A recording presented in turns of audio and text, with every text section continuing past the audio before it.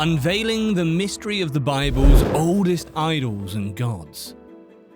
Strangest gods and idols in the Bible. Number 1. The Nehushtan, the bronze serpent, its origins and fate. Following their deliverance from Egypt, the people began to complain to God about the conditions of their lives, and as a direct response, God dispersed among them fiery serpents. Many of the people ended up passing away, and many more were dying.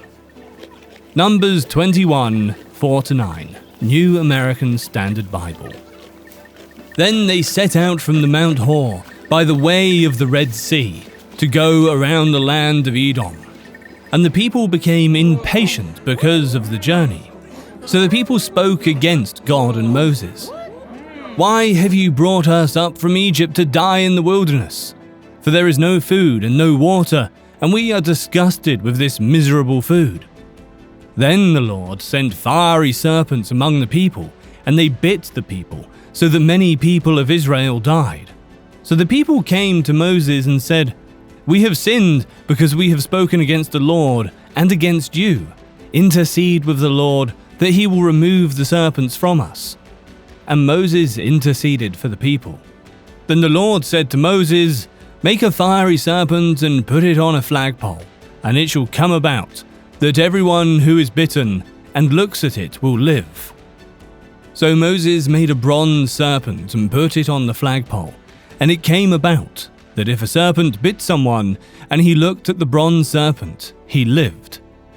The difficult trek that was designed to bypass the hostile Edom frustrated the Israelites, and as a result, they reverted to their favorite complaint against God and Moses. "Why have you led us up from Egypt to die in the wilderness?" For 40 years, God had preserved them. They were protected by God for a period of 40 years. It would be inappropriate at this moment to presume the worst about him. So since they were determined to complain about dying, God gave them something to actually complain about. He sent poisonous snakes. The carpet viper is a highly poisonous viper known from Africa and the Middle East. Thus, a likely candidate. Other suggestions include the puff adder and sand viper, neither of which is as lethal as the carpet viper. Even among miracles, this was unusual. There was no immediate logical connection between merely glancing at a serpent mounted on a pole and the ability to live, or refusing to look and dying. But God commanded that such an unusual thing be used to bring salvation to Israel. This is interesting. As we see in Genesis and Revelation, the serpent is frequently employed as a symbol of evil throughout the Bible. Many years later, something strange happened. In the time between Moses and Hezekiah, the Israelites began worshipping the fiery serpent, Moses made out of bronze. 2 Kings 18:4. This shows us how easy it is for us to take the things of God and twist them into idolatry. Although the bronze serpent was referenced in relation to Hezekiah's reforms, it is possible that the worship of Nehushtan had been occurring prior to his reign. When Hezekiah took power, Judah was almost completely ruled by Assyria. His reign was one of great reform. He led a campaign against all kinds of idolatry, destroying even the high places and the bronze serpent from Numbers 21. He gave it the name Nehushtan, which means a bronze thing in Hebrew. Hezekiah was the best king of Judah because he put his trust in the Lord God more than any other king. 2 Kings 18:4, Amplified Bible. He removed the high places of pagan worship, broke down the images, memorial stones, and cut down the Asherim. He also crushed to pieces the bronze serpent that Moses had made.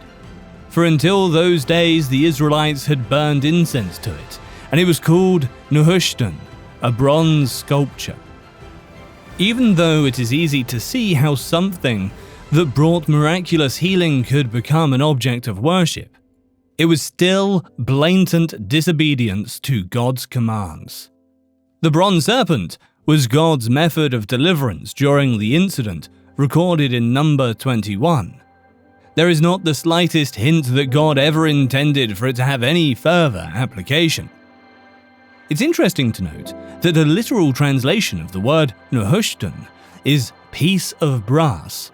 It's possible that Hezekiah gave it the name Nehushtan so that people would be reminded that it was just a piece of brass. It did not contain any power at all. Even in the situation described in Numbers 21, it was God who brought about healing, not Nehushtan. A powerful lesson for all of us to learn from Nehushtan is that even good things and good people have the potential to become idols in our lives. All of our adoration, praise, and thanksgiving should be directed solely towards God. Nothing else, regardless of its amazing history, is worthy. Jesus indicated that this bronze serpent was a foreshadowing of him. The serpent, a symbol of sin and judgment, was lifted up from the earth and put on a tree, which was a symbol of a curse. The raised and cursed serpent was a picture of Jesus, who takes away sin from anyone who looks to him in faith, just like the Israelites had to look to the symbol in the desert. God saved the people by sending the bronze snake. There's no sign that God ever planned for it to be used again. Number 2. Golden calf. The golden calf. This idol is strange, as it was created by a man that was a righteous spiritual leader. In Exodus 32, there was an unusual event that happened after the Israelites escaped from Egypt. According to the Bible, God miraculously parted the Red Sea, allowing the Israelites to pass through while the Egyptians were pursuing them. Once the Israelites had safely crossed the other side, God caused the sea to close back up, drowning the pursuing Egyptians. During Moses' absence on Mount Sinai, retrieving the Ten Commandments, the Israelites committed an action that is commonly seen in the Old Testament. They became irritated. When the people saw that Moses was so long in coming down from the mountain, they gathered around Aaron and said, "Come, make us gods who will go before us. As for this fellow Moses who brought us up from Egypt, we don't know what has happened to him." Exodus 32:1. Moses was on the mountain for a long time, receiving instructions from the Lord. 40 days and 40 nights, in fact. That was apparently too long for the Israelites. They were tired of waiting and were impatient. They despised the one whom God used to deliver them from slavery. This Moses, we don't know what happened to him. They also demanded that Aaron create an idol to lead them in Moses' and the Lord's place, a rejection of the first 2 commandments and a repudiation of their vow to obey the Lord. Exodus 32:2-4, New American Standard Bible. Aaron said to them, "Tear off the gold rings which are in the ears of your wives, your sons and your daughters, and bring them to me." So all the people tore off the gold rings which were in their ears and brought them to Aaron. Then he took the gold from their hands and fashioned it with an engraving tool and made it into a cast metal calf. And they said, "This is your God Israel, who brought you up from the land of Egypt."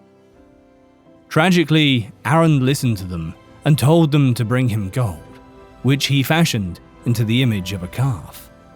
This decision holds significance as the Egyptians and Canaanites, who were the initial occupants of the land promised to Israel, worshipped calf-shaped deities.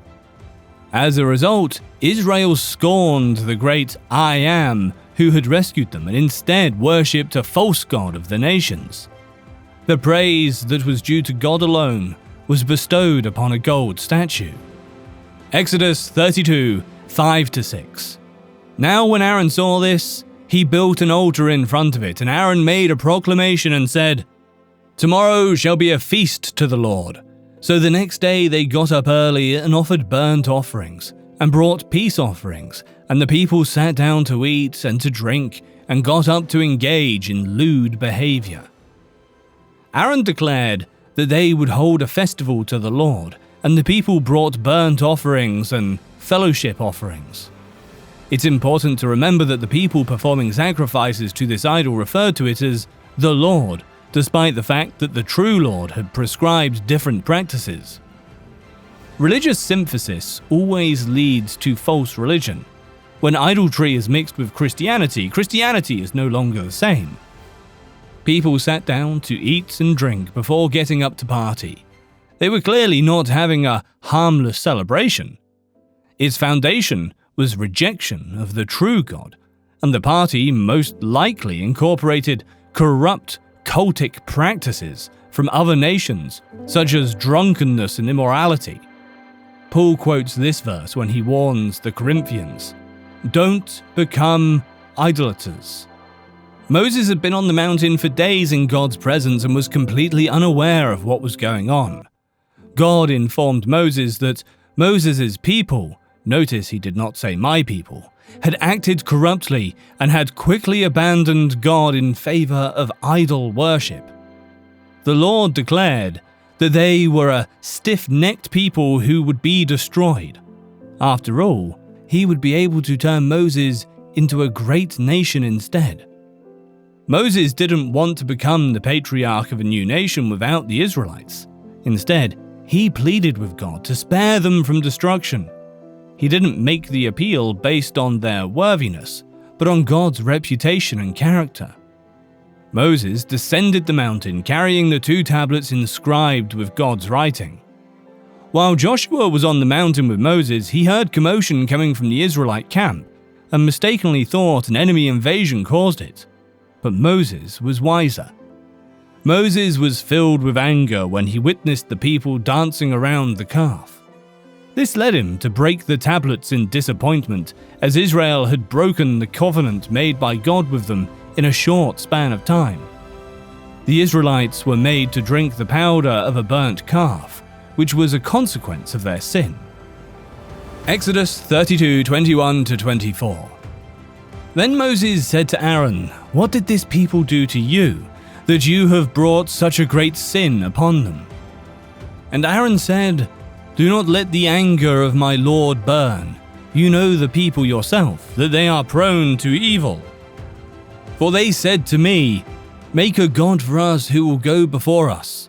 For this Moses, the man who brought us up from the land of Egypt, we do not know what happened to him. So I said to them, 'Whoever has any gold, let them tear it off.' Then they gave it to me, and I threw it into the fire, and out came this calf." Moses had a confrontation with his brother Aaron, who was tasked with leading Israel to know and obey God. However, Aaron led them into committing a serious sin. Instead of taking responsibility for his actions, Aaron shifted the blame to the people, as if they coerced him into it. Then he made this absurd claim, "When I threw the gold into the fire, this calf came out." As a result, he falsely implied that the idol was created supernaturally. Moses recognized that the people were out of control. Despite the fact that he had confronted them with their sin, many remained unrepentant. So he exclaimed, "Whoever is for the Lord, come to me." When the Levites gathered around him in response, Moses dispatched them to carry out God's judgment on those who continued to practice idolatry and immorality. As a result, 3,000 men were killed within a short period of time. Sin is no joke. It brings death. The next day, Moses reminded the people of their sin and declared that he would intercede with God on their behalf. This is followed by another remarkable example of intercessory prayer in the Bible. Moses confessed the people's sin and pleaded for their forgiveness. If God refused to forgive them, Moses requested that God destroy him instead of them. He was ready to give his life for this ungrateful, sinful people. Number 3. Artemis. Artemis was a goddess worshipped in the ancient world. According to Greek mythology, she was the twin sister of Apollo and was considered the goddess of hunting, wilderness, and the protector of unmarried women. The Artemis referred to in the book of Acts was not the same as the Greek goddess of mythology who shares her name. Rather, she was a localized goddess specific to the region of Ephesus, known as Diana in Latin. Her temple in Ephesus was considered one of the 7 wonders of the ancient world. The deity known as Ephesian Artemis was worshipped as a queen of heaven, with a focus on fertility and the safeguarding of childbearing. Numerous images of her have been discovered through excavation. In the temple, numerous priests and priestesses conducted animal sacrifices. It is unclear if the priestess practiced ritual prostitution, but regardless, the Temple of Artemis in Ephesus was a well-liked destination for tourists during the Roman era. A unique mythology sprang up around the origin of Artemis worship. The account is hinted to be the city clerk of Ephesus. Acts 19:35, New American Standard Bible. After quieting the crowd, the town clerk said, "Men of Ephesus, what person is there after all who does not know what the city of the Ephesians is guarding of the temple of the great Artemis and of the image which fell down from the sky?" One commonly sold item to tourists is a tiny Artemis shrine, an enclosed cup with a small female figure inside. The worshippers are advised that they can take this portable shrine anywhere in the world and worship Artemis in front of it. Paul spent years in Ephesus and performed extraordinary miracles there, as the gospel made inroads into territory claimed by Artemis. The stage was set for a confrontation with the spiritual forces of darkness. As the followers of Artemis noticed the difference Paul's preaching was having in their city, there arose a great disturbance about the way. Acts 19:23. About that time, a major disturbance occurred in regard to the way. In the center of Artemis worship, in a city known for paganism, immorality and greed, the light of Jesus Christ shone brightly. Despite the enemy's intimidations, the church thrived.